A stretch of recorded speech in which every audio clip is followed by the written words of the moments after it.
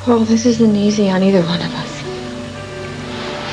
But I'm going to have to ask you to be older and stronger than I have any right to expect. And I won't let you down. I promise. No, I know you won't. I know you won't. You know, this is all my fault. If I hadn't gone away with him... No, it's not. This is not your fault. Your father's the only one to blame.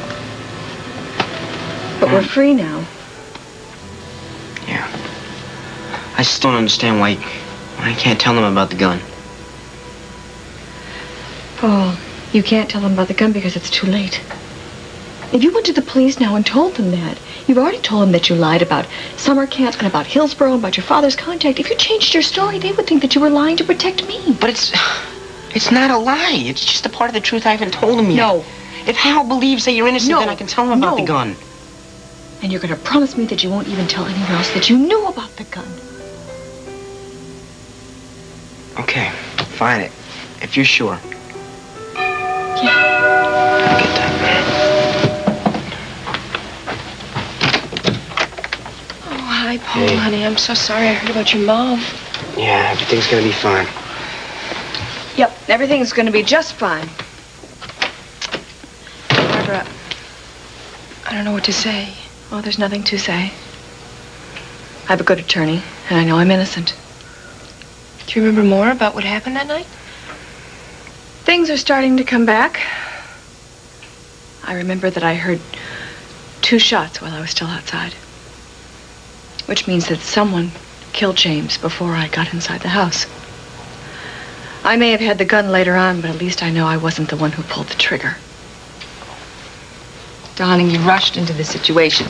When you heard things you didn't like about Holden, don't be like Sierra, who rushed off and got herself married to Tonio. I hope that you're not comparing Dusty to Tonio. Oh, darling, of course I am not doing that. I like Dusty. I like him. I would be happy if you two were together. I mean, not this way. Not if it's an escape. If you're lying, baby, if you're lying about your feelings, you're going to hurt those 2 young men just as much as you're going to hurt yourself. Holden is not hurting. I'm sure you've heard Holden is engaged to Emily Stewart. Yes, my dear, but that could be viewed as a desperate act of a young man. Disappointed, yes. Desperate. Yes, you're right. He's desperate. I guess he's desperate for money.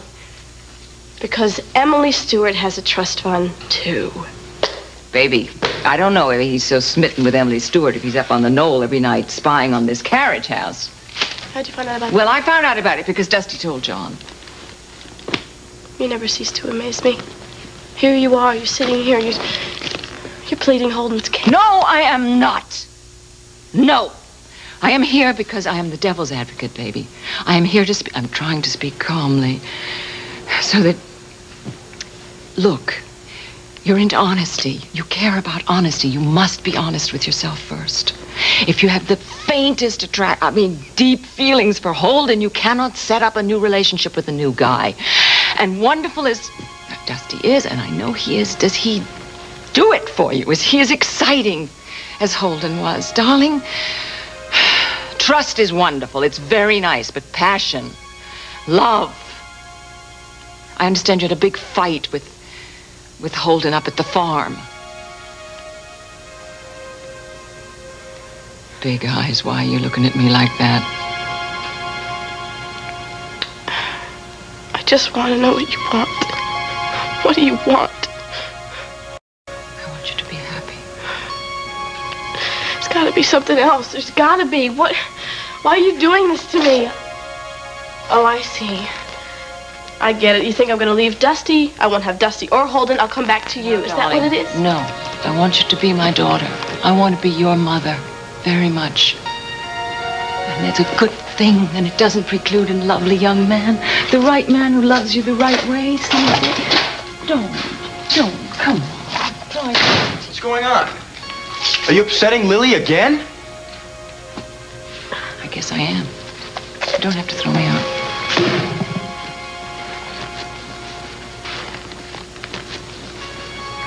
Just think about what I said. Come here. What does she want you to think about? It doesn't matter. I'm just glad that you're home. How can you make such wild accusations about Tonio? He just gave you a job, for God's sakes, and a chance to buy full partnership into his business. That business may not be worth a dime if he turns out to be a murderer. No, he did not kill James Stenbeck. He didn't have Barbara Ryan's gun. He never went near her apartment that night. How do you know that? I followed him.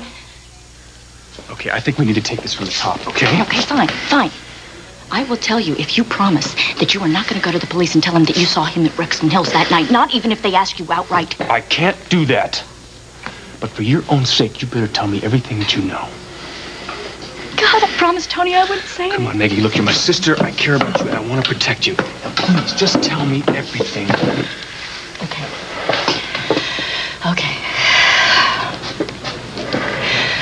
The night that James Stenbeck was murdered, Tonio and I had a fight, and he was going to go after Stenbeck. And he wanted to take his gun, but I had hidden it. So he said that he was going to go to the office and get another gun that he had kept there. Well, that really scared me, so I went and I got the gun from where I was hiding it, and I followed him. Well, he went to the office. He only stayed there a few minutes, and then he went up to Ruxton Hills. Oh, but it was raining, and it was dark out, and I got stopped at a red light, so I just waited at this intersection until he started coming back down the hill. So I got out of my car, and I was flagging him down, and I got him to stop the car, and I got in, and, well, that's when I thought that he might have killed James Stenbeck because I saw him wiping blood off his hands, and he was furious with me. He made me get out of the car and told me to follow him home. Was that when you called me at the Grand Prix? Yes, but that was before I found out the truth. Okay, he never got into the house that night, not at all. The blood on his hand, it was from a bush. He cut his hand on a bush, and his gun was never fired that night, so he couldn't possibly have killed James Stenbeck. If Tonio wasn't in contact with James Stenbeck, what was he doing up at Ruxton Hills in the first place? Well, he said that he was going to protect his honor. From what? What are you talking about?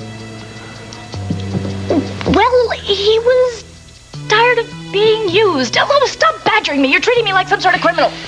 Hey, come on, you're gonna be late for class. Okay. All right, look, promise me you're not gonna say one word about this.